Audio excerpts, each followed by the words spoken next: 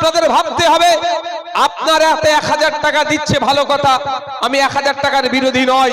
আমি চাই আমার মাগুলোর হাতে 5000 টাকা করে মাসে দেয়া হোক। আমি চাই আপনাদের হাতে 5000 করে দেয়া হোক। পরিবর্তে রাষ্ট্র কিছু কাজ আপনাদের কাছ থেকে বুঝে নিন। কিন্তু 1000-এর বিরোধী আমি নয়, দিচ্ছে ছাড়বেন না। কিন্তু প্রশ্ন, আপনার স্বামী আজকে কৃষি কাজের সাথে যুক্ত, কৃষকদের মাসিক গড় আয় কত পরিবার পিছু? আপনাদের জেনে রাখা দরকার সিস্টেম আপনাকে শোষণ কেমন করে করছে। আপনাদের মাসিক গড় আয় বিলো 8000, আপনাদের স্বামীরা আপনারা মাস গেলে 8000 টাকার নিচে ইনকাম করছেন। কেন 8000 টাকার নিচে এত কম কেন ইনকাম হবে? আমরা যদি দেখি হরিয়ানার কৃষকরা পরিবার পিছু মাসে 22000 টাকা ইনকাম করছে। জম্মু কাশ্মীরের কৃষকরা মাস গেলে প্রায় পরিবার পিছু 12000 টাকার বেশি ইনকাম করছে। তাহলে আমাদের পশ্চিম বাংলার কৃষকরা মাস গেলে 8000 নিচে কেন ইনকাম করবে? আপনারা যদি একটু এগিয়ে যান, মেঘালয় রাজ্যে চলে যান, মেঘালয় রাজ্যের একটা কৃষক পরিবার মাস গেলে 30000 টাকা ইনকাম করে। আপনি কেন 8000 টাকার নিচে ইনকাম করবেন? তারাও কৃষক, আপনারাও কৃষক, তারাও চাষ করছে, আপনারাও চাষ করছেন। তারা মাস গেলে 30000 টাকার বেশি ইনকাম করছে, আপনি মাস গেলে 8000-এর নিচে কেন ইনকাম করছেন? এখানেই তো সিস্টেমের গড়বড় আছে। আপনার ইনকাম বাড়াবে কেন? নওশাদ সিদ্দিকী, আমি রাস্তা বলে দিতে পারি। ইনকাম বাড়াবে সরকার। কিভাবে ইনকাম বাড়াবে আপনাদের আমি ধরিয়ে দিচ্ছি। স্বামীনাথন কমিশন কৃষকদের স্বার্থে এগ্রিকালচার রিলেটেড একটা কমিশন তৈরি হয়েছিল। স্বামীনাথন কমিশনে বলা হয়েছিল উৎপাদিত ফসলের 3 গুণ দাম দিতে হবে। আমি একটা উদাহরণ দিচ্ছি কিভাবে আপনাদের টাকাটা লুট হয়ে যাচ্ছে। সিস্টেম কিভাবে তার দালাল ছেড়ে আপনাদের ফসলের দামকে তারা লুট করে নিচ্ছে। আমি উদাহরণ দিচ্ছি, আপনি একটা ফুলকপি লাগিয়েছেন, একটা বাঁধাকপি গাছ লাগিয়েছেন। ফুলকপি বা বাঁধাকপি পুরো যখন পরিষ্ট হয়, অর্থাৎ খাওয়ার মতো যখন হয়, মার্কেটে বিক্রি করার টাইম পর্যন্ত ওই ফুলকপি বা বাঁধাকপিটাকে তৈরি করতে 3 টাকা খরচ পড়ছে। হয়তো মার্কেটে আপনি বিক্রি করছেন ক টাকায়? কত? 3.5 টাকা। সময়ও আসে 3 টাকার নিচেতে বিক্রি করতে হয়, ঠিক তো? কিন্তু স্বামীনাথন কমিশন কি বলছে? একটা ফুলকপি তৈরি করতে যদি 3 টাকা খরচ পড়ে, ওইটা কৃষক 9 টাকায় বিক্রি করবে। হচ্ছে আপনাদের? ওই জন্যই আপনাদের ইনকামটা কমে যাচ্ছে। কিভাবে 9 টাকা হচ্ছে? 3 টাকা যে খরচ, দাম খরচ হয়েছে 3 টাকা, যত খরচ হয়েছে তার লাভ। 3 টাকা খরচ করেছেন, 3 টাকা লাভ, আর 3 টাকা মেহনত, 9 টাকায় বিক্রি করতে বলছে। এটা কি হচ্ছে? যাতে আপনি 9 টাকায় বিক্রি করতে পারেন, যাতে আপনার স্বামীর মা ইনকাম বাড়ে কৃষক, তার জন্য আমি আপনি সবাই মিলে ভোট দিয়ে এগ্রিকালচার মিনিস্টার করলাম, ভোট দিয়ে কৃষি মন্ত্রী করলাম। কৃষি মন্ত্রীর কাজটাই এটা, বিভিন্ন রাজ্যের তথ্য নেবে, রাজ্যের বাইরের দেশের তথ্য নেবে। ওখানকার কৃষকরা BMW চেপে ঘুরছে, হরিয়ানার কৃষকরা, পাঞ্জাবের কৃষকরা অডি BMW গাড়ি নিয়ে ঘুরছে, আর আমার ওয়েস্ট বেঙ্গলের কৃষকরা সুসাইড করে নিচ্ছে। এটা চেঞ্জ করতে হবে। এই চেঞ্জ করার জন্য প্রতি 5 বছর আপনাকে সংবিধান সুযোগ দেয়। প্রতি 5 বছর আপনি কৃষিমন্ত্রী তৈরি করার সুযোগ পান। প্রতি 5 বছর ছাড়া ছাড়া আপনি সিস্টেম তৈরি করার সুযোগ পান। কিন্তু দুর্ভাগ্য, যখন সিস্টেম তৈরি করার সময় এসে যায়, তখন মাথাতে আর কিছু থাকে না। আপনাদের বলি, আজকে মেঘালয়ের কৃষকরা মাস গেলে 30,000 ইনকাম কি করে করছে? তাদের উৎপাদিত ফসলের সঠিক দাম পাচ্ছে, মধ্যিখানে দালাল ভুইফোরদের কোনো পাত্তা দিচ্ছে না। আপনি ইউরিয়া কিনবেন, আপনি সার কিনবেন, MRP যেটা লেখা আছে তার থেকে কয়েক গুণ বেশি দামে কিনতে হচ্ছে, কিন্তু ওটা সিস্টেমের মধ্যে পড়ছে না। MRP মতলব ম্যাক্সিমাম রিটেল প্রাইস, ওর উপরে কেউ বিক্রি করতে পারবে না। যখনই বিক্রি হচ্ছে, সিস্টেমের দরকার ছিল, সরকারের দরকার ছিল যে বিক্রি করছে তার বিরুদ্ধে ব্যবস্থা গ্রহণ করে তাকে জেলের মধ্যে রাখা। 2-4টে যদি সার ব্যবসায়ীকে ধরে জেলের মধ্যে রাখতো, তাহলে ইউরিয়া সারের দাম আর MRPর বাইরে বিক্রি করার সাহস দেখাতে পারতো না। এই জেলের মধ্যে রাখার দায়িত্ব কার? এগ্রিকালচার মিনিস্টারের এই নির্দেশনা দেওয়া দরকার। কার? আপনার ভোটে যিনি কৃষি মন্ত্রী হয়েছেন, কিন্তু আপনার ভোটে কৃষি মন্ত্রী হয়ে গেল, আপনাদের কথা সে ভাবলো না। তাই সময় এসেছে আপনাকে ভাবতে হবে, আমি কৃষক, আমার উৎপাদিত ফসলের যদি আমি 3 গুণ দাম পেতে চাই, আমি দিনের শেষে, মাসের শেষে যদি অন্তত কাশ্মীরের কৃষকের মতো 12,000 টাকা ইনকাম করতে পারি, অন্তত তামিলনাড়ুর কৃষকের মতো, কেরলের কৃষকের মতো, কর্ণাটকের কৃষকের মতো 15,000 22,000 টাকা ইনকাম করতে পারি, তাহলে আমার সিস্টেমকে বদল করতে হবে, নতুন সরকার আনতে হবে, নতুন কৃষি মন্ত্রী আনতে হবে, যে আমার উৎপাদিত ফসলের দাম দিতে পারে। আমি আজকে এই ধরনের একটু বক্তব্য দিতে চাই, কারো অসুবিধা হবে? এই আপনারা শুনতে চান? এই বক্তব্য আমি একটু দিতে চাইছি আজকে, কারণ চোর ডাকাত ওই তো এখন বড় নেতা, বড় শাসছে, কদিন আগে চাল চুরির অপরাধে জেল খেটে আসলো, তাই তো নাকি গো? মন্ত্রী সমেত একদম। চোর ডাকাত আর কাউকে বলতে লাগবে না। তো চোর ডাকাতদের পরিবর্তে আপনি কি আনতে চাইছেন? আনতে যায় না সেটাও জানেন। আপনারা এখানকার কৃষকরা মাস গেলে 8,000 নিচে ইনকাম করেন, আমি বলে দিচ্ছি আপনাদের, মাস গেলে 8,000 টাকার নিচে ইনকাম করে এখানকার কৃষকরা পরিবার পিছু। তাহলে এইটা কিন্তু 24,000 টাকা ইনকাম হতো। টাকা কম করে 24,000 টাকা ইনকাম হতো যদি স্বামীনাথন কমিশনের সুপারিশটা মানত, উৎপাদিত ফসলের 3 গুণ দাম যদি দিত। আমি উদাহরণ দিচ্ছি, আজকে আপনি একটা ফুলকপি 3 টাকায় বিক্রি করছেন বা 3.5 টাকায়, ওই ফুলকপিটা তৈরি করতে ক টাকা খরচ হয়েছে আপনার? 3 টাকা কম করে। তাহলে ওইটা যদি কমিশনের সুপারিশ বলছে 9 টাকায় বিক্রি, 3 টাকায় বিক্রি করেছেন, 8,000 টাকা ইনকাম হচ্ছে, 9 টাকায় বিক্রি হলে তাহলে 3 আসছে 24,000 টাকা ইনকাম হতো কি হতো না? তো এই ইনকাম করার সিস্টেমটা কে আনবে? সরকার। সরকারকে কে নিয়ে এসেছে? আপনি। দোষ তো আপনার, দোষ আপনার। আপনি সরকারকে নিয়ে এসেছেন, সরকার আপনার ক্ষতি করছে। প্রতি 5 বছর ছাড়া ছাড়া নতুন সরকারকে আনার সুযোগ সংবিধান আপনাকে আমাকে দিয়েছে। তাহলে আপনি আমি যদি সঠিক সরকারকে নিয়ে আসতে পারি, আপনি আমি যদি একটা সঠিক লোককে কৃষিমন্ত্রী করি, সে আইনসভার মধ্যে দাঁড়িয়ে কি বলবে? আইনসভার মধ্যে দাঁড়িয়ে নির্দেশনা দেবে, আজ থেকে আমি ঘোষণা দিচ্ছি কোন সারের দোকানে এমআরপির উপরে কোনো রেট নেওয়া যাবে না। যদি কোনো সারওয়ালা এমআরপির উপরে রেট নাই, তাকে ধরে জেলের মধ্যে রাখা হবে। তাহলে আপনারা বলুন, যেটা খরচ হয়ে যাচ্ছে সেটা বাঁচবে। এইরকম করতে করতে আপনাদের ইনকামটা বাড়বে। কোন জায়গায় রেট পাবে, কোন জায়গায় রেট বেশি নিয়ে নিচ্ছে, সেটা কমাবে। আসা যাক হেলথের ব্যাপারে। আপনাদের হাতে তো 700 কার্ড ধরিয়ে দিয়েছে। 700 কার্ড নিয়ে কি হচ্ছে, কিভাবে ট্রিটমেন্ট হচ্ছে আপনারা ভালো করে জানেন। আপনারা জানেন তো, এখন 700 কার্ড ধরিয়ে দিয়ে কি করছে? টাকা লুট হচ্ছে। 700 কার্ডের আমার প্রয়োজন নাই। সংবিধানে ভারতের প্রত্যেকটা নাগরিকের কথা উল্লেখ আছে, মৌলিক কর্তব্য, মৌলিক দায়িত্বের কথা, মৌলিক কর্তব্যের কথা, মৌলিক অধিকারের কথা উল্লেখ আছে। মৌলিক অধিকারের মধ্যে স্বাস্থ্য পরিষেবা একটা গুরুত্বপূর্ণ মৌলিক অধিকার। আমি অসুস্থ হয়েছে, আমার একটা মা অসুস্থ হয়েছে, আমার একটা বাপ অসুস্থ হয়েছে, একে চিকিৎসা পরিষেবা দিতে হবে। রাষ্ট্রের দায়িত্ব, সরকারের দায়িত্ব উন্নত মানের চিকিৎসা পরিষেবা দিয়ে আপনাকে সুস্থ করে তোলার দায়িত্ব কার? সরকারের। সরকার সেটা করছে না। দুটো ব্যর্থ সরকার চলছে, একটা কেন্দ্রের বিজেপি সরকার আর একটা রাজ্যের তৃণমূলের সরকার। এই দুই সরকার আমাদের হাতে দুটো কার্ড ধরিয়ে দেওয়ার চেষ্টা করছে। একজন আয়ুষ্মান ভারত, তো আর একজন ধরিয়ে দিচ্ছে আপনার 700 কার্ড। ধরিয়ে দিতে দায়িত্ব থেকে সে নিস্তার পেয়ে যাচ্ছে। আপনারা জেনে রাখুন, 700 কার্ডের আমি যতটুকু খবর পেয়েছি, যদি আমি ভুল বলি ঠিক করে দেবেন, আমি ঠিকটা তাহলে নিয়ে চলবো। হয়তো কেউ অ্যাক্সিডেন্ট করেছে, তার হাত ভেঙেছে, পা ভেঙেছে, 1 মাসে একটা অপারেশন 700 কার্ডের মাধ্যমে হবে, 2টো অপারেশন হবে না, লাইফ তো তার শেষ।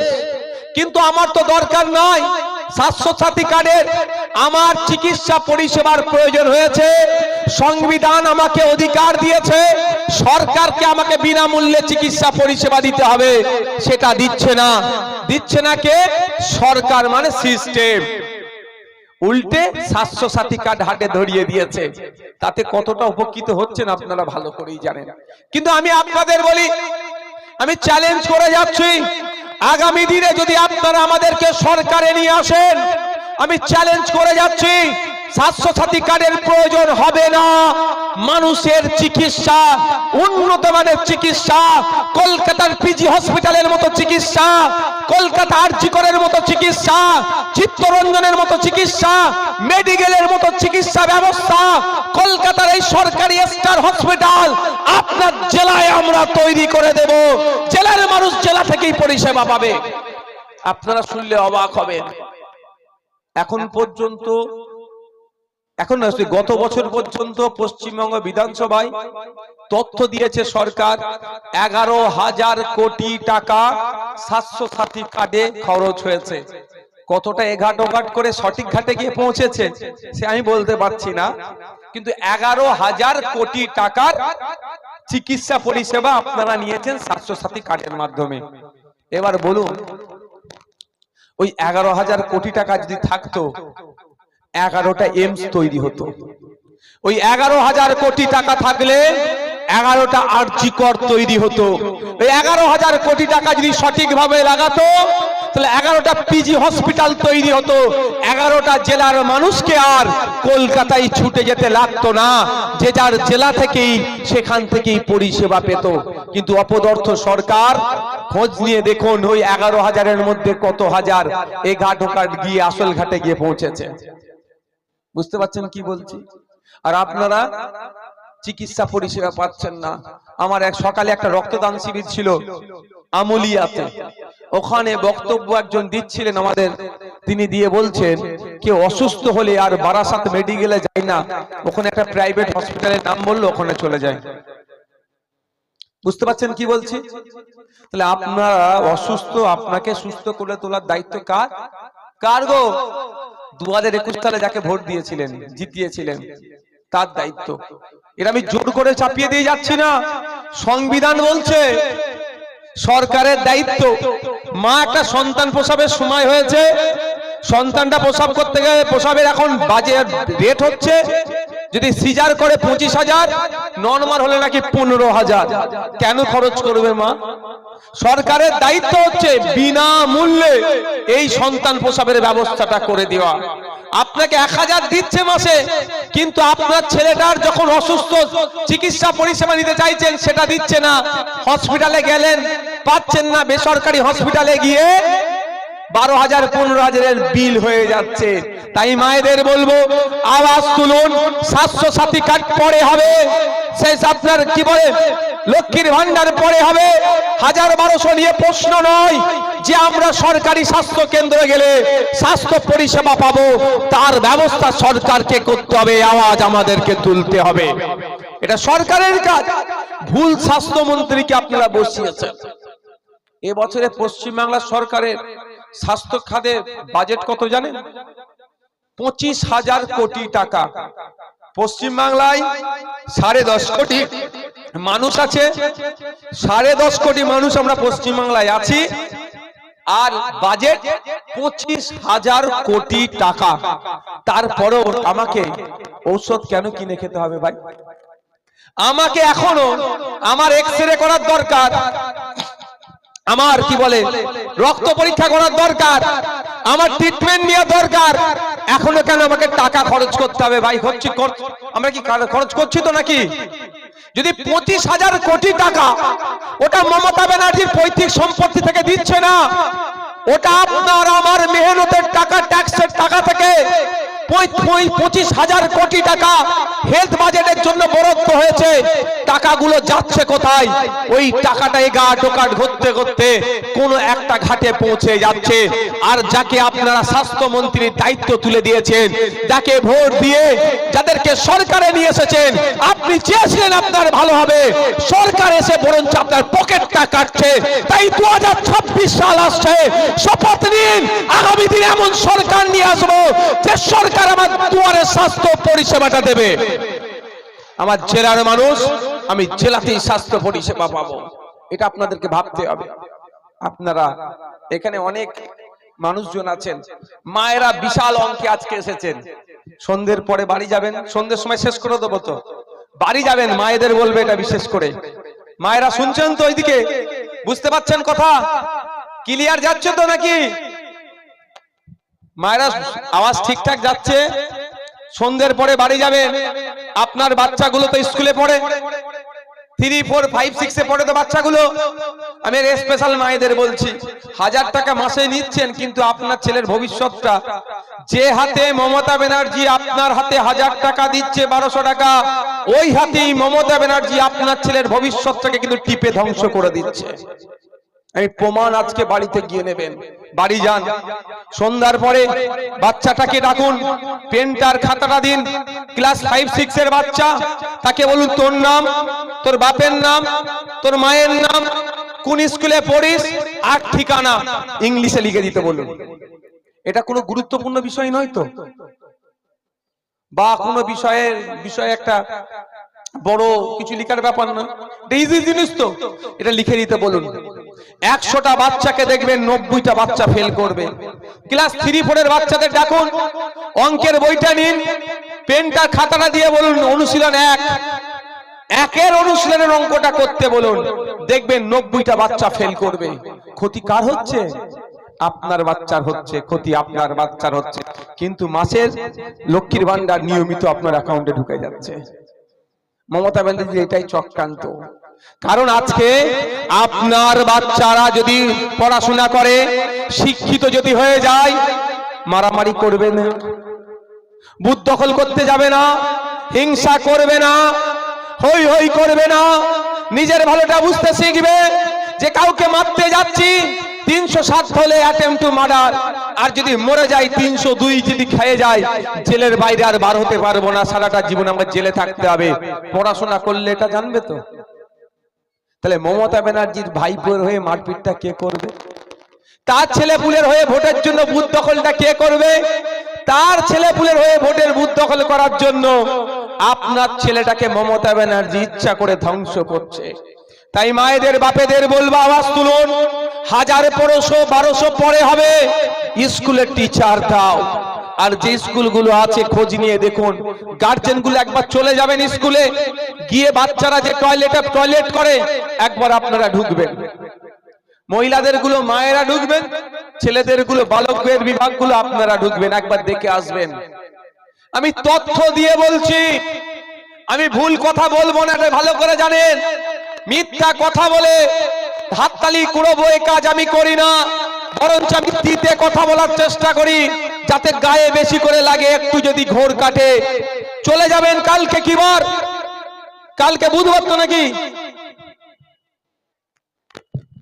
হ্যালো, কালকে কি বার?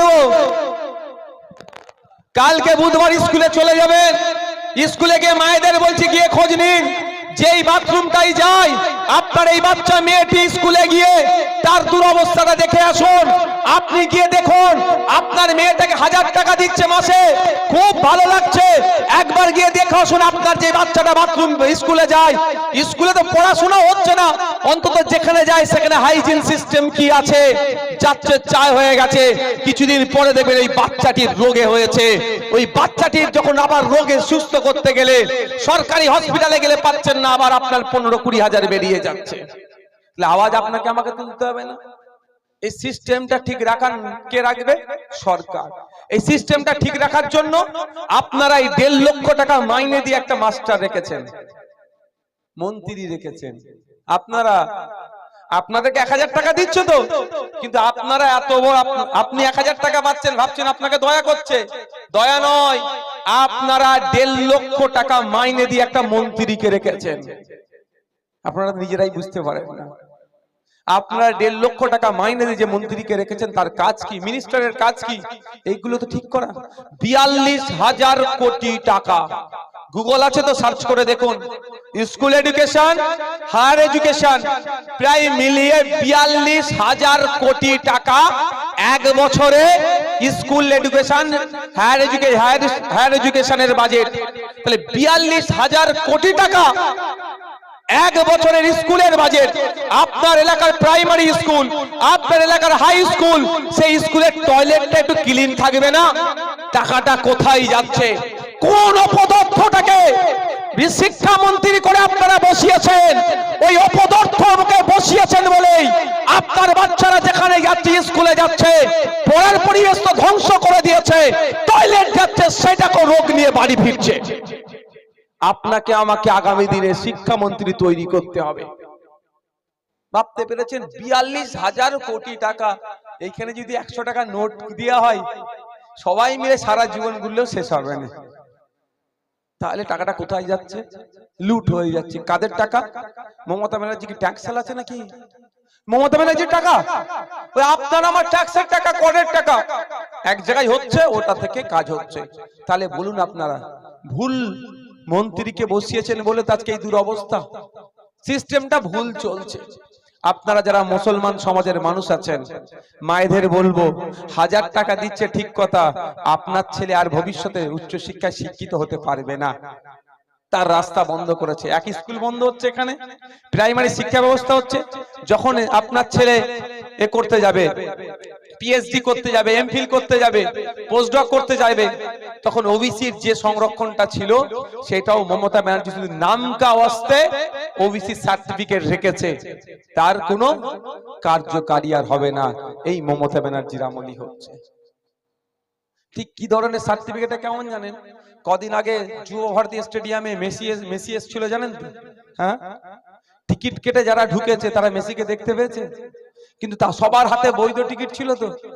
কি গো, ওই বৈধ টিকিট থাকার পরেও মেসিকে যেমন দেখতে পেল না, আপনার বাড়িতে ওবিসি সার্টিফিকেট থাকার ফলেও ওই ওবিসি সার্টিফিকেট আপনার কোনো কাজে আসবে না। মমতা ব্যানার্জি এটা করেছে। তাহলে বিসিডব্লিউ ডিপার্টমেন্টাল মিনিস্টার আপনি বানাচ্ছেন, তাহলে আপনি যাকে ভোট দিয়ে বানালেন, আপনার ছিল যে 10% জায়গায় 12% কিভাবে হবে? তার পরিবর্তে আপনাকে ধ্বংস করে দিল। যাকে ভোট দিয়ে আপনি জেতালেন, যাকে ভোট দিয়ে আপনি মন্ত্রী বানালেন, সে আপনার ভালোর থেকে আপনার খারাপটা করে দিচ্ছে। উচ্চ শিক্ষায় শিক্ষিত হওয়ার জায়গাটা বন্ধ করে দিচ্ছে। চাকরি সরকারি এমনি তো পেত না, যে আপনার ওবিসি কোটায় কিছু পেত সেখানে এবার ধ্বংস করে দিচ্ছে। কদিন আগেই কলকাতা কর্পোরেশনের অ্যাসিস্ট্যান্ট ইঞ্জিনিয়ার, ইলেকট্রনিক ইঞ্জিনিয়ার মনে হচ্ছে, আমি মনে পড়ছি না, ইলেকট্রনিক্স ইঞ্জিনিয়ার মনে হচ্ছে, তো ইঞ্জিনিয়ার ডিপার্টমেন্টে নিয়োগ হয়েছে। ওবিসি থাকলেও ওবিসি থেকে একটাও মুসলমান নিয়োগ হয়নি। মানে ওই মেসিকে দেখার মতো। টিকিট আছে হাতে, স্টেডিয়ামেও পৌঁছে গেলাম, মেসিকে দেখতে পেলাম না। তো এই হচ্ছে এখানে আপনার হাতে সার্টিফিকেট দিয়েছে, মমতা ওই করেছে, মমতা সেই করেছে, মমতা ওই করেছে। কাজের কাজ সরকারি চাকরিতে কটা মুসলমান সুযোগ পেল, কটা দলিত সুযোগ পেল, কটা আদিবাসী সুযোগ পেল, কটা পিছড়ে বর্গের হিন্দু সুযোগ পেল, কটা নমশূদ্র সুযোগ পেল, কত পানুই সম্প্রদায়ের মানুষ সুযোগ পেল, কটা মতুয়া সমাজের মানুষ সুযোগ পেল, সেখানে আর খুঁজে পাওয়া যাচ্ছে না। তো সিস্টেমের দোষে, সিস্টেমের শিকার আপনারা হয়ে যাচ্ছেন। কেমন সিস্টেমের শিকার হচ্ছেন? ওয়াকফ নিয়ে। আমার মনে হয় এটা শুনতে আপনাদের খারাপ লাগছে নাকি বলুন তো? আমি তো শেষ করে দেবো। আমি একটু ঠিক, আমার একটু ইচ্ছা হলো আমি এই ধরনের আজকে একটু বক্তব্য দিই। সব তো বক্তব্য দিই, জানা দরকার নেই আপনাদের। সংবিধান আপনার হাতে সব থেকে বড় পাওয়ারফুল অস্ত্রটা দিয়েছে। অস্ত্রটা হচ্ছে আর্টিকেল 326। আর্টিকেল 326 সংবিধান সব থেকে পাওয়ারফুল অস্ত্র আপনার হাতে তুলে দিয়েছে, ভোটদানের স্বাধীনতা। আজকে এসআইআর এর খসড়া ভোটার লিস্ট পাবলিশ হয়েছে, আজকে হই হই করার কোনো ব্যাপার নয়। আজকে যাদের নাম বাদ পড়েছে জানেন তারা কারা? যারা হচ্ছে অ্যাবসেন্ট, যারা শিফটেড আর যারা ডিলিটেড, এই তিন ক্যাটাগরির নাম বাদ পড়েছে। এরপরে কি হবে আমি আপনাদের বলে দিই, নোটিশ করে ডাকতে পারে, তবে আপনারা নিশ্চিন্তে থাকবেন, কারো নোটিশ করে ডাকলে যাওয়ার আগে আমাদের সাথে যোগাযোগ করবেন। অঞ্চল নেতৃত্ব যারা আছে তাদের সাথে যোগাযোগ করবেন, এরা এখানে আছে এদের সাথে যোগাযোগ করবেন। আপনারা একা নোটিশের জবাব দিতে যাবেন না, এরা যাবে আপনাদের সাথে নোটিশের জবাব দিতে। একথা আপনাদের বলে যাই, যদি এই নোটিশের জবাব দিতে গেলে আইনি মারপ্যাচের প্রয়োজন হয়, আইনি সহায়তার প্রয়োজন হয়, আমি এখানে বেড়াচাপাই দাঁড়িয়ে আপনাদের বলে যাচ্ছি, একজন মানুষ কেন 1000 মানুষের যদি আইনি সহায়তা দরকার লাগে, ইন্ডিয়ান সেকুলার ফ্রন্ট খামচিহ্ন বিনা মূল্যে আপনাদের আইনি সহায়তা দেবে আর্টিকেল 326 কে বাঁচানোর জন্য। ভয় পাওয়ার দরকার নেই। সংবিধান আমাকে আপনাকে অধিকার দিয়েছে, ভারতীয় 18 বছরের ঊর্ধ্বে ভোটদানের স্বাধীনতা আছে। এবার মাস্টার মশাই যদি আমার স্বাধীনতা কেড়ে নেয়, তাহলে মাস্টার মশাইয়ের বিরুদ্ধে আইনত ব্যবস্থা নিতে হবে কি হবে না? নেবে কে? ভাইজান নেবে কে? আপনাদের বড় ভাইজানের নামটা একটু বলুন তো, জোরে বলুন, ওই মাথা থেকে একদম ওই শেষ থেকে জোরে বলুন, বড় ভাইজানের নামটা কি? আপনাদের বড় ভাইজান অলরেডি আমাকে বলে দিয়েছে যে আমি যেভাবে ওয়াকফ সম্পত্তি বাঁচানোর জন্য সুপ্রিম কোর্টে মামলা করে মামলা লড়াই করছি, যেভাবে ওবিসি সার্টিফিকেটকে বাঁচানোর জন্য সুপ্রিম কোর্টে লড়াই করছি, সিএ থেকে মুসলমানদের নাকি তাড়িয়ে দেবে সেই আটকানোর জন্য যেভাবে লড়াই করছি সুপ্রিম কোর্টে, আপনাদের বড় ভাইজান আমাকে জানিয়ে দিয়েছে পশ্চিম বাংলার একজন বৈধ ভোটারেরও নাম না বাদ যায়। যদি কোনো বৈধ ভোটারের নাম বাদ যায়, তার পাশে কেউ দাঁড়াক আর নাই দাঁড়াক রাজ্যের মানুষ, তার পাশে খামচিহ্ন দাঁড়াবে, নওশাদ সিদ্দিকী দাঁড়াবে, আপনাদের কথা দিয়ে যাচ্ছি। আপনাদের বড় ভাইজান আপনারা নিশ্চিন্তে থাকবেন, ভয় পাওয়ার কোনো জায়গা নয়। কাগজ আছে, এই গণনা ফর্ম একটা জমা করেছেন আর একটা কপি আপনার হাতে আছে, আছে তো? সেটা শুধু একটু যত্ন করে রাখুন, বাকি সবার বাড়ি কাগজ আছে। আচ্ছা 2002 সালের ভোটার লিস্টে নাম আছে, আপনারা কেউ জানতাম? এই বলেন, আমি জানতাম না। যখন দরকার হয়েছে খুঁজে সবাই পেয়েছি কি পাইনি? সবাই তো খুঁজে বার করেছি। তাহলে ভয় পাওয়ার দরকার নেই, সব কাগজ রেডি আছে, একটু খুঁজে বার করতে হবে। খুঁজে বার করতে যদি আইনি সহায়তা লাগে, উকিলের যদি প্রয়োজন হয়, আপনাদের 5টা পয়সা খরচ করতে হবে না, আমাদের নেতৃত্বরা গাঁটের টাকা দিয়ে আপনাদের পরিষেবা দেবে, নিশ্চিন্তে থাকুন। আর বলে রাখছি, যদি আপনার জন্য সুপ্রিম কোর্টে যেতে হয়, নেতৃত্বদেরকেও তখন আর টাকা দেওয়ার প্রয়োজন নাই। আপনাদের বড় ভাইজান আমাকে নির্দেশ দিয়েছে, একজন ভোটারের নাম যদি বাদ যায়, তার জন্য আইনি লড়াই করে সুপ্রিম কোর্টে যাওয়ার জন্য দিল্লিগামী ফ্লাইট নওশাদ সিদ্দিকী ধরবে আপনাদের জন্য। অলরেডি আপনাদের জানিয়ে রাখি, নমশূদ্র হতে পারে, মতুয়া হতে পারে, হিন্দু হতে পারে, খ্রিস্টান হতে পারে, দলিত হতে পারে, আদিবাসী হতে পারে, মুসলিম হতে পারে, দেখার কোনো দরকার নাই। কারো যদি আর্টিকেল 326 কে ভায়োলেট করে, তার জন্য আইনি লড়াই, কেউ লড়ুক আর নাই লড়ুক, আইএসএফ তার জন্য লড়াই করবে। ভয় আপনারা পাবেন না, ভয় দেখানো হচ্ছে। যারা কাগজ চাইছে তারা বরঞ্চ কাগজ দেখাতে পারবে না। আপনি আমি কার উত্তরসূরি ভাই? বিনয় বাদল দীনেশের নয়, আশফাক কল্যাণ নয়, বেগম হজরত মহলের নয়, ঝাঁসির রানী লক্ষ্মীবাঈর নয়, আপনার মাতঙ্গিনী হাজরা নয়, প্রীতিলতা ওয়াদ্দেদার নয়, ফুরফুরার পীর আবু বকরের আমরা তো আবু বকর সিদ্দিক রহমত আমরা তো উত্তরসূরি নাকি? আমাদের কাছে কাগজ চাইছো? আমাদের পূর্বপুরুষরা স্বাধীনতা সংগ্রামী ছিল। আমরা কাদের? আমাদের পূর্বপুরুষ কারা? গান্ধীজি, নেতাজি। আমাদের কাছে ওরা কাগজ চাইছে। সেই সময় যারা ব্রিটিশদের দালালি করেছিল, ব্রিটিশদের তারা জুতো চেটা ছিল, তারা নাকি আমাদের কাছে কাগজ চাইছে। তাদেরকে আমি বলে দিতে চাই, 1952 সালের কাগজের ব্যবস্থা করা হোক, আমরা দিবার জন্য প্রস্তুত আছি। 1952 সালে প্রথম ভারত স্বাধীন হওয়ার পরে প্রথম ভোটিং সিস্টেম এসেছিল, আপনার আমার পূর্বপুরুষরা ভোট দিয়েছিল, ওই কাগজ আমরা বার করতে রাজি আছি। চলো চ্যালেঞ্জে চলে আসো। ভয় দেখানো হচ্ছে, আর সাপ হয়ে কামড়াচ্ছে, ওজা হয়ে ঝাড়ছে। এসআইআর করতে দেবো না বলেছিল, খেয়াল আছে? প্রায় 90,000 অফিসার দিয়েছে এসআইআর করার জন্য মমতা ব্যানার্জি। আপনারা জেনে রাখুন এই সিস্টেমটা কেন চেঞ্জ করতে বলছি। বলছে এসআইআর করতে দেব না, এসআইআর করার জন্য প্রায় 300 কোটি টাকা কে দিয়েছে একটু খোঁজ নিয়ে দেখুন। বলেছে এসআইআর করতে দেব না, আগে নিজে ফর্মটা নিয়ে নিয়েছে। বুঝতে পেরেছেন তো? কে বুঝতে পারছেন? ওর পাল্লাই পড়া যাবে না। তবে একটা কথা আপনাদের মাথা থেকে সরে গেলে হবে না, দেশকে বাঁচাতে হবে, রাজ্যকে বাঁচাতে হবে। কে হিন্দু, কে মুসলমান, কে জৈন, কে খ্রিস্টান দেখার দরকার নাই। সাংবিধানিক ওয়েতে দেশকে নিয়ে যেতে হবে। আমরা আওয়াজ তুলছি, যেমন ওয়াকফ সম্পত্তি বাঁচানোর জন্য আমাদেরকে আওয়াজ তুলতে হবে। জঙ্গলের স্বাভাবিক অধিকার আদিবাসীদেরকে ফিরিয়ে দিতে হবে, আমাদের আওয়াজ তুলতে হবে। 6 শিডিউল আদিবাসীদের জন্য সম্পূর্ণরূপে বাস্তবায়ন করতে হবে, আমাদের আওয়াজ যেমন তুলছি। সাচার কমিটির সুপারিশ বাস্তবায়ন করতে হবে, আমাদেরকে আওয়াজ তুলতে হবে। একইভাবে 2014 সালে আদিবাসী সমাজের আর্থসামাজিক মান উন্নয়নের জন্য একটা কি সুপারিশ এসেছিল ভার্জিনিয়াস জাকসা কমিটি। তাই ভার্জিনিয়াস জাকসা কমিটির যে সুপারিশগুলো আছে সেইগুলো বাস্তবায়নের আওয়াজ আমাদের কি তুলতে হবে না। শুধু মুসলমানটা তুলবেন, অন্যটা চুপ করে যাবেন, এরকম ব্যাপার আছে নাকি? এরকম ব্যাপার নেই তো। সকলের জন্য আমাদের আওয়াজ তুলতে হবে। শেষের দিকে এসেছি, বাজে কটায় গো? শেষের দিকে এসেছি। ওয়াকফ আপনাদের এখানে তৃণমূলের নেতারা, সবাই নয়, কিছু কিছু নেতা আইএসএফ সম্পর্কে, আমার বড় ভাইজান সম্পর্কে অনেক বাজে মন্তব্য করছে। আমি তাদেরকে আপনারা বলবেন যে তুই অত বকছিস, ওই যে তৃণমূলের নেতাকে বলবেন ওর দাদুর কবরটা যে এখনো সুরক্ষিত আছে, ওর দাদিমা যে কবরে শুয়ে আছে, ওর নানা যে কবরে শুয়ে আছে, ওর আব্বা যে কবরটাই শুয়ে আছে, ওই কবরটা এখনো কেড়ে নিয়ে মদের যে ফ্যাক্টরি বানিয়ে দেয়নি।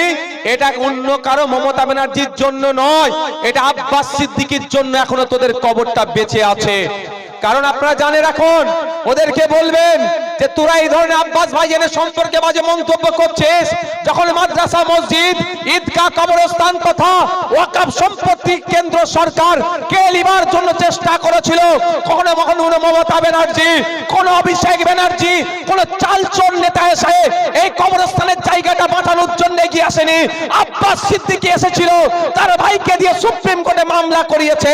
আমাদের মতো গুটি কয়েক মানুষের মামলার জন্য এখনো আপনাদের কবরস্থানগুলো সুরক্ষিত আছে। যে তৃণমূলের নেতাটা বড় বড় কথা বলে, তো তাকে বলবেন তোমার দাদু যে কবরটা শুয়ে আছে, ওই কবরটা এতক্ষণ জুতোর ফ্যাক্টরি হয়ে যেত, দখল করে নিয়ে এখনো দখল করতে পারেনি। ওটা আব্বাস ভাইজান সুপ্রিম কোর্টে মামলা করেছে তার ছোট ভাইকে দিয়ে। এই জন্য বলতে পারবেন তো নাকি? বক্তব্য শেষের দিকে আসছি। তৃণমূল কংগ্রেস আমাদের সাথে পেরে উঠতে পারছে না যুক্তি তর্কে। আমি তো বলেছি একটা চ্যালেঞ্জ হোক না, মমতা ব্যানার্জি থাকবে আর আমি থাকবো। আমি মমতা ব্যানার্জিকে যদি ভুল না প্রমাণ করাতে পারি, উনি শুধু মুসলমানদের বিরুদ্ধে নয়, দলিত, আদিবাসী, বাংলার মানুষের বিরুদ্ধে যদি ভুল না প্রমাণ করাতে পারি, তৃণমূলের যদি ঝান্ডা ধরতে বলে আমি ধরে নেব। এত বড় আমি চ্যালেঞ্জ দিয়ে বলছি। আর একটা কথা, আর মমতা ব্যানার্জিকে আমি ভুল আমি প্রমাণ করিয়ে দেবো, তাহলে কি আইএসএফ এর ঝান্ডা ধরাবো? ওরে বাবা না, বলবো অনেক হয়েছে। 14টা বছর ধরে বাংলার মানুষকে আপনি নাজেহাল করে রেখেছেন, বাংলার মানুষকে আপনি ধ্বংস করে দিয়েছেন। এবার একটু অব্যাহতি নিন মা আমার, আপনি হেরে গেছেন, এবার একটু অব্যাহতি নিন। বুঝতে পারছেন? চ্যালেঞ্জ হোক। পারবে না, জীবনে বসাবে না, জানে বসালি এক্সপোজ হয়ে যাবে। নাটক ধরিয়ে দেবো। মুখে বিজেপি আটকানোর নাম করে শুভেন্দু অধিকারীকে ছেড়ে রেখেছেন।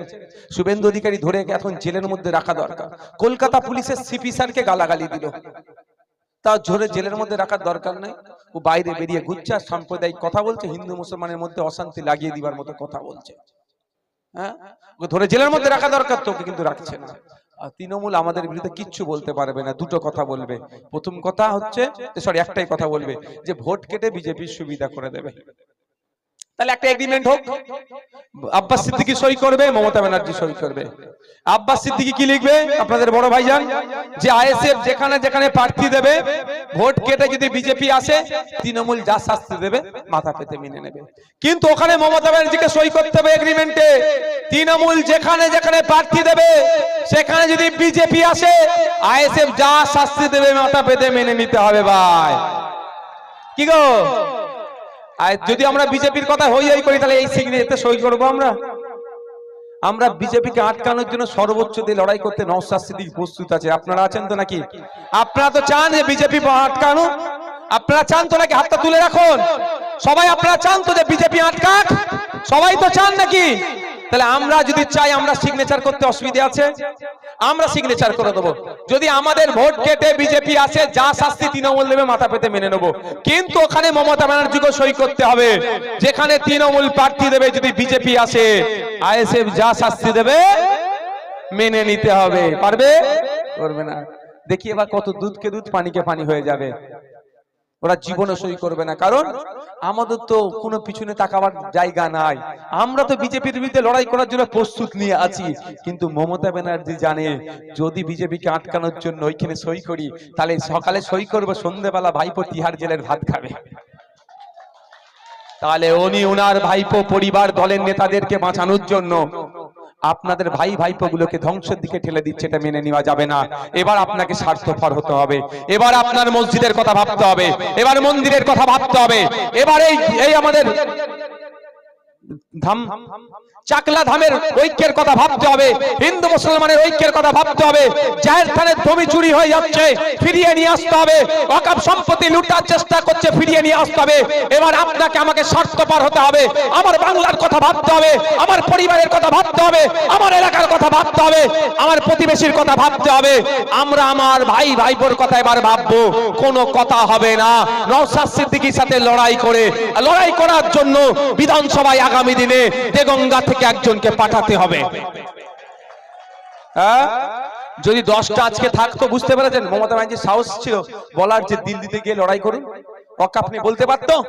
তাহলে আগামী দিনে দেগঙ্গা থেকে যাচ্ছে তো নাকি বিধানসভায় খামচিহ্ন যাচ্ছে তো নাকি? এটা শেষ করছি আপনাদের, এটাই মানসিক প্রস্তুতি রাখুন। ভাঙড়ের মানুষ ভোট দিয়েছে বলে জিতে গেছি, আপনারা ভোট দিলেই জিতে যাবে খামচিহ্ন, তা আপনাদেরকে দিতে হবে। আচ্ছা আপনারা বলুন, আপনারা আজকের দিনে বুঝতে পারছেন তো, যদি 10টা বিধায়ক নওশাদ সিদ্দিকীর মতো থাকতো, একটা বিধায়ক যদি 293টার ঘুম হারাম করে দিতে পারে, তাহলে 10টা থাকলে কি হবে? কে আসছে কে যাচ্ছে দেখার প্রয়োজন নাই। দেগঙ্গা থেকে আগামী দিনে আমরা কি করছি? মায়েরা, খামচিহ্ন মনে আছে তো? কোনো কথা কারো শোনার দরকার নাই। বিশ্বাস রাখেন তো ভাইজানদের প্রতি, যে ভাইজানরা বিপদে পাশে থেকে চলে যাবে না, সাথে সাথ দিয়ে লড়াই হবে। যখন এনআরসি সিএ করে দেশ থেকে তাড়াবে বলেছিল, এই ভাইজান ছুটে গিয়েছিল সুপ্রিম কোর্টে, মমতা ব্যানার্জি যায়নি। যখন আপনার ছেলের ওবিসি সার্টিফিকেটটা কেড়ে নেওয়া হচ্ছিল, আপনার ছেলে চাকরি পাবে না, আপনার ছেলে উচ্চ শিক্ষায় শিক্ষিত হতে পারবে না, তখন কিন্তু এই ভাইজান ছুটে গিয়ে সুপ্রিম কোর্টে আপনার ছেলের ওবিসি থেকে বাঁচানোর লড়াই এখনো করছে। যখন মাদ্রাসার জমি, মসজিদের জমি, ঈদগাহ জমি, খানকার জমি কেড়ে নেওয়ার চেষ্টা করছে, তথা ওয়াকফ জমি কেড়ে নেওয়ার চেষ্টা করছে, কোন মমতা ব্যানার্জি কিন্তু মামলা করতে যায়নি। এই ভাইজান আপনাদের জন্য মামলা করতে গিয়েছিল। সেই ভরসাটা রাখুন, আগামী দিনে সুষ্ঠু সমাজ ব্যবস্থা আনবো, যে সমাজ ব্যবস্থায় কে দলিত, কে আদিবাসী, কে মতুয়া, কে নবশূদ্র, কে মহিলা, কে পুরুষ, কে হিন্দু, কে মুসলমান, কোনো ভেদাভেদ থাকবে না। সংবিধান যার যে অধিকারের কথা বলা আছে, তাকে সেই অধিকার বুঝিয়ে দেওয়া হবে। এই সুষ্ঠু সমাজ ব্যবস্থা আনতে চলেছি। যদি আপনারা সাথ দেন, তাহলে এটাই সম্ভব হবে। সাথ পাবো তো নাকি? হ্যাঁ, সাথ দেবেন তো নাকি? বা অনেকে অনেক কথা বলবে, কাগে কান নিয়ে চলে যাচ্ছে, কাগের দিকে তাকাবার প্রয়োজন নাই। নিজের কানে হাতটা দিয়ে দেখুন। বাবু বসে পড়ো। কাক কান বিহারে ভোট, বিহারে আপনিও বলছেন আমিও বলছি ভোট চুরি। আপনি কন্টেস্ট করেনি, আমিও কন্টেস্ট করিনি, সেখানে বড় বড় দল কন্টেস্ট করলো। এখন আমি ভেবে পাচ্ছি না মামলা কেন করছে না। আমার একটা সন্দেহ আছে, তাহলে সবাই সবাই তলায় মিলেমিশে চলছে নাকি? তবে একটা কথা বলে দিই, ওটা বিহার, এটা বাংলা, এটা বাংলা, এটা রবি ঠাকুরের বাংলা, কাজী নজরুলের বাংলা। এ বাংলায় 18 বছর বয়সে দেশের জন্য শহীদ হয়ে গেছে, ইতিহাসে আছে। এ বাংলার মেয়ে 22 বছরে প্রীতিলতা ওয়াদ্দেদার, 22 বছরের মেয়ে, মানে সেই 22 বছরের মেয়ে জীবন দিয়েছে দেশের জন্য, এই বাংলার মেয়ে। আর আজকে হাজার হাজার প্রীতিলতা আমার সামনে দাঁড়িয়ে আছে, হাজার হাজার ক্ষুদিরাম আমার সামনে দাঁড়িয়ে আছে, হাজার হাজার বিরসা মুন্ডা আমার সামনে দাঁড়িয়ে আছে। এই বাংলায় ভয় পাওয়ার কি আছে? লড়ে নেব। কি বললাম? গণতান্ত্রিক প্রক্রিয়াতে খেতেও পাহারা দেব, খামারও পাহারা দেব। ঠিক আছে? বলে না ভাই খেতে ফলাতে মানে খামারে ফলাবো। আমি আপনাদেরকে একটা দায়িত্ব দিচ্ছি, আপনারা খেতে ভালো করে ফলান, খামারে এরা বুঝে নেবে। এরা পারবেন তো? আপনারা ক্ষেত খাতে ভালো করে ফলান, ভোট ছুড়িয়ে দেন, শখ মিটিয়ে দেবো, শখ মিটিয়ে দেবো। শোনেন, একটা কথা বলে রাখি, আমি আমি আইন বহির্ভূত কথা বলি না আর বলবো না, কিন্তু এতটুকু বলে যাচ্ছি, সেলফ ডিফেন্স কিন্তু বৈধ। কি বললাম? আইনে সেলফ ডিফেন্স কিন্তু বৈধ। যার বোঝার বুঝে নেবেন, যে না বুঝতে পারেন টিভি চালিয়ে পোকো চ্যানেল দেখবেন, ওই কার্টুনের চ্যানেল দেখবেন। সেলফ ডিফেন্স বৈধ। আপনার ভোট দানের অধিকার যদি কেউ কাটতে চায়, সে সংবিধানকে সে অবজ্ঞা করছে। আপনার ভোট যদি ইপিট উপিট করিয়ে দিবার চেষ্টা করে, সে সংবিধান বিরোধী কাজ করছে। সংবিধান বিরোধী কাজ করা মানে সে দেশদ্রোহী। দেশদ্রোহীর সাথে কি আচরণ করতে হয় আর বলতে লাগবে? এই যে দেশদ্রোহী, তার সাথে কি আচরণ হবে? নিশ্চিত ভাবে তাকে গোলাপ ফুল দেওয়া হবে না। সে আপনারা বলে দেন না, মনে মনে সেট করলেন, ওটা আমি গ্যাপটা রেখে দিলাম, মনে সেট করলেন যে দেশদ্রোহী সংবিধান বিরোধী কাজ করবে তাকে জবাব দেওয়া হবে। তাই আগামী প্রস্তুত আমরা নিয়ে নিচ্ছি। তবে এটা মাইন্ড থেকে না ভুলে যায়, মাদ্রাসা, মসজিদ, কবরস্থান, ঈদগাহ যখন কেড়ে নিতে চেয়েছিল, সেই সময় যখন আমরা রাস্তায় নেমেছিলাম, আমাদের নামে মিথ্যা মামলা দিয়েছে। আর ওই প্যাটিস বিক্রেতাকে রাত্রে ধরেছে, সকালে জামিন দিয়ে দিয়েছে মমতা ব্যানার্জির পুলিশ। মমতা ব্যানার্জির নির্দেশ হয়, পুলিশের কিছু করার ক্ষমতা নেই। এই লোকাল থানা টানা আমি করে দেবে, পুলিশকে খুব একটা বেশি চিৎকার বেশি করি না, হয়ে যায় কিছু কয়েক জায়গায়, কিন্তু আমি করি না। এদের কিচ্ছু দোষ নেই, ওপর থেকে নির্দেশ দেবে এইভাবে কেস সাজাও। এমন কেস সাজিয়েছে, এখনো মুসলমান ছেলেরা ওয়াকফ মিথ্যা মামলায় জেল খাটছে, আর প্যাটিস বিক্রেতাকে যারা মারলো সে জামিন পেয়ে গেল। এটা মমতা ব্যানার্জির চক্রান্ত। এদের পাল্লায় পড়া যাবে না, এটা মাথায় রাখবেন। মাদ্রাসা, মসজিদ, ঈদগাহ, কবরস্থানের ওয়াকফ সম্পত্তি রক্ষার লড়াই বলেছিল দিল্লি যাওয়ার কথা। ভোটের নোটিফিকেশন হবে, বাড়ির সামনে বড় বড় করে প্রিন্ট করে লাগিয়ে দিতে হবে যে মাদ্রাসা মসজিদের ওয়াকফ সম্পত্তির সময় আপনি দিল্লি যাওয়ার কথা বলেছেন, ভোটের সময় আপনি গিয়ে দিল্লিতে গিয়ে ভোট চান। প্রত্যেকের বাড়িতে এটা লাগানো হবে তো নাকি? বাড়ির দরজার সামনে লাগাতে হবে, তৃণমূলকে বুঝিয়ে দিতে হবে আজকে তুমি আমার ভোটটা পেয়েছো বলে ক্ষমতার মসনদে আছো। তোমার উচিত ছিল পশ্চিম বাংলার বিধানসভা থেকে রেজুলেশন পাস করে এই আইনের বিরুদ্ধে। এই রেজুলেশন পাস করেনি। কদিন আগে দেখলাম মালদাতে গিয়ে নির্লজ্জের মতো মিথ্যা অসত্য কথা মমতা ব্যানার্জি বলে গেলেন, তিনি নাকি রেজুলেশন পাস করেছে। আমি দায়িত্ব নিয়ে বলছি, ওয়াকফ আইন সংশোধনীকে চ্যালেঞ্জ করে পশ্চিম বাংলার বিধানসভায় কোনো রেজুলেশন পাস হয়নি। আর পশ্চিম বাংলা সরকারের পক্ষ থেকে ওয়াকফকে চ্যালেঞ্জ করে কোনো মামলাও হয়নি। কিন্তু মমতা ব্যানার্জি দুটো অসত্য কথা তিনি র্যান্ডামলি বলে গেলেন। ওই জন্য বলছি, একবার সামনাসামনি বসিয়ে দেন না, তারপরে বুঝিয়ে দেবেন, মজা বুঝিয়ে দেবো একদম নওশাদ সিদ্দিকী কি জিনিস, আর একবার বুঝে যাবে বাংলার মানুষ। আমি শুধু অপেক্ষায় আছি, আমি ব্যাট নিয়ে দাঁড়িয়ে থাকি, ঠিক বল পেলে স্টেডিয়ামের বাইরে করে দেবো, না বল পাচ্ছি না। সকলে ভালো থাকবেন, সুস্থ থাকবেন। অনুরোধ একটাই, রাজনৈতিক হিংসাতে জড়াবেন না। দিনের শেষে প্রতিবেশী, এটা মাথায় রেখে রাজনীতি করবেন। আস্তে আস্তে আপনারা বিদায় নেন। দিনের শেষে